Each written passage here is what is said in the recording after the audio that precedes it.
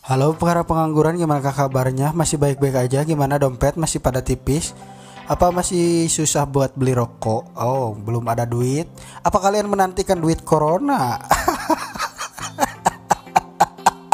Oke, stop. Mari kita sekarang mulai membahas film Rambo 4. Film ini dirilis tahun 2008 dan dibintangi oleh Teresa yang bernama Sylvester Stallone alias John Rambo adalah idola saya dengan panahnya yang sangat melegenda. Film dimulai dari berbagai adegan atau kejadian kekerasan sipil di Burma atau Myanmar yang sudah terjadi sangat lama, yaitu sekitar 60 tahun lamanya. Perang sipil itu antara tentara Burma dan pasukan Karen. Namun di sini justru warga sipil yang jadi sasarannya para tentara itu. Oh, kasihan sekali para warga. Menderita, guys.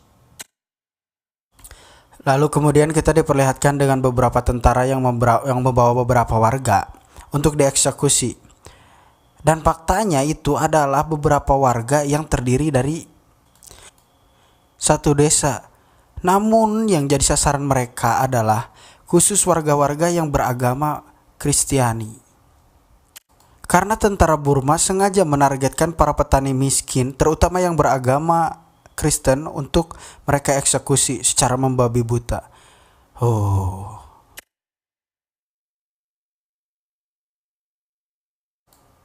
Kemudian adegan berpindah memperlihatkan beberapa orang yang sedang ulin di walungan mencari orai pokek dan orai kobra untuk dijual. Dan faktanya ternyata itu adalah seorang veteran perang asal Amerika Serikat, yaitu John Rambo. Wush. Dia sedang mengalah orai lah pokoknya mah. Selain dia bekerja mengalah olar kobra dan orai pokek di walungan tadi, dia juga bekerja sebagai pengantar manusia melalui perahu, kurir perahu untuk menambah oteng-oteng untuk mempertahankan hidupnya, alias mendapatkan fulush. Saat dia mengantarkan ular hasil tangkapannya tadi, tiba-tiba ada beberapa orang yang datang dari Colorado, dan ternyata mereka adalah para misionaris yang ingin pergi ke desa pembantaian tadi. Tentunya para misionaris itu akan mengantarkan beberapa makanan, minuman, obat-obatan, dan juga memberikan buku-buku dan juga mungkin pengetahuan dan membantu mereka dalam bentuk kesehatan. Namun Rambo tidak ingin mengantarkan mereka. Karena Rambo tahu mereka akan mati konyol di sana. Namun ketika seorang wanita yang bernama Sarah mencoba merayu Rambo untuk mengantarkan mereka lagi, tiba-tiba Rambo ingin mengiyakan karena mungkin dia tidak tahan dengan tatapan dan bacotan maut seorang wanita. Ya begitulah kalau wanita sudah berkata, apa ini lelaki sudah tidak berguna. Dan pada akhirnya Rambo pun ingin mengantarkan mereka. Kemudian keesokan harinya Rambo pun dan orang-orang tersebut segera naik perahu dan pergi untuk menuju tempat yang mereka tuju. Semoga mereka selamat sampai di tujuan. Namun tiba-tiba perahu mereka dicegat oleh beberapa perompak dan mereka membawa senjata serta menodongkannya, lalu berkata kepada Rambo, "Berikan wanita itu dan berikan barang-barang kalian."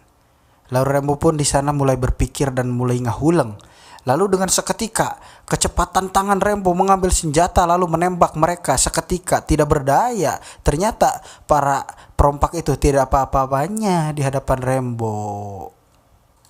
Namun setelah itu, salah satu anggota yang bernama Michael di antara mereka malah memarahi Rambo karena Rambo telah membunuh orang-orang itu.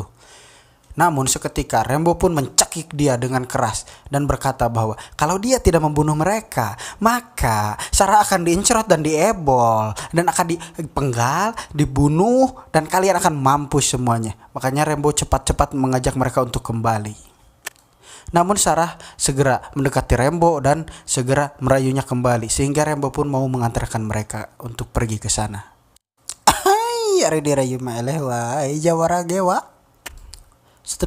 Setelah beberapa kejadian itu dan setelah 1 hari perjalanan mereka pun sampai di sana.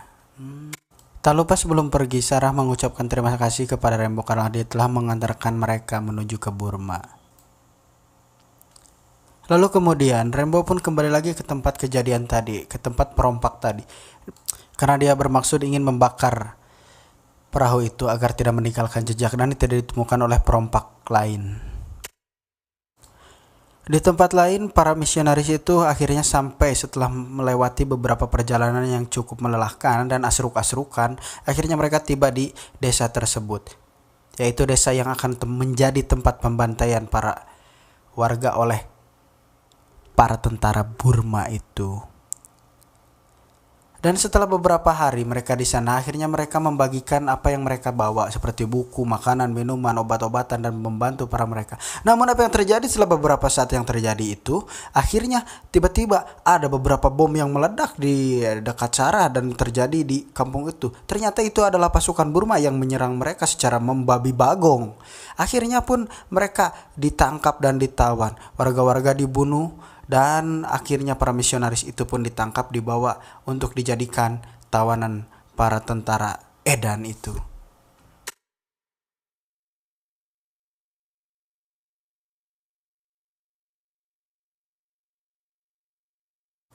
Dan setelah beberapa serangan membabi bagong itu ternyata terlihat bahwa desa itu sudah menjadi desa lautan api.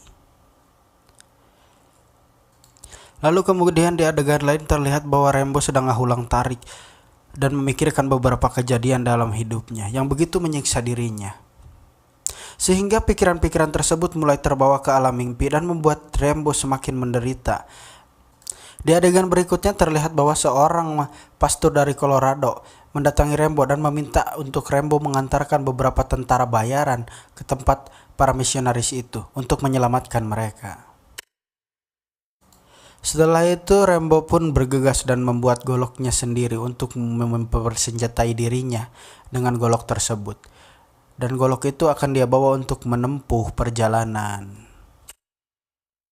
Selang beberapa waktu akhirnya para tentara bayaran itu pun datang dan mereka langsung bergegas pergi untuk menyelamatkan para misionaris itu.